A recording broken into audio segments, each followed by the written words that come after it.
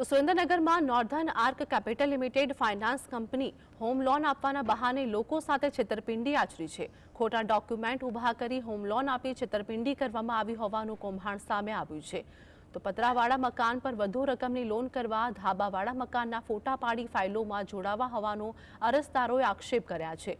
લોનની અરજી કર્યા બાદ અરજદારોના ખાતામાંથી રૂપિયા જમા થયા, પરંતુ અન્ય લોકોએ રૂપિયા ઉપાડી લીધા હોવાના બનાવો પણ સામે આવ્યા છે। મુખ્યમંત્રીને ભોગ બનનાર લોકોએ રજૂઆત કરતા સુરેન્દ્રનગર બી ડિવિઝન પોલીસને તપાસ સોંપવામાં આવી છે। ફાઇનાન્સ કંપનીના અધિકારીઓ ભૂગર્ભમાં ઉતરી ગયા છે। હાલ સુરેન્દ્રનગર બી ડિવિઝન પોલીસે તપાસનો ધમધમાટ શરૂ કર્યો છે।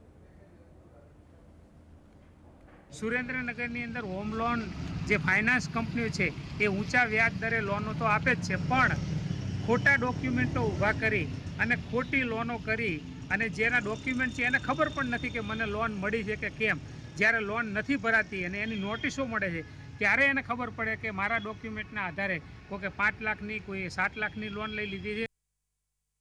રૂપિયા તમને આપ્યો કે ન આપ્યો, તમારા નામ 7,32,000ની લોન બોલે અને આ લોન અને તપાસ કરીને બેંકમાં ઓલું કરાવીને આંખ ઓલી એન્ટ્રી પડાવીને એન્ટ્રી પડાવી એટલે અમારા ખાતામાં એટલે પૈસા બોલ્યા। પછી એમને હપ્તા ભરતા 6 મહિના હપ્તા ભર્યા એમને।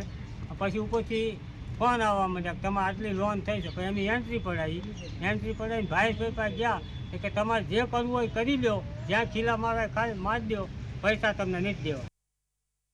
ફોન કરવાની સીમ કરી લઈ ગયા સુરેન્દ્રનગર।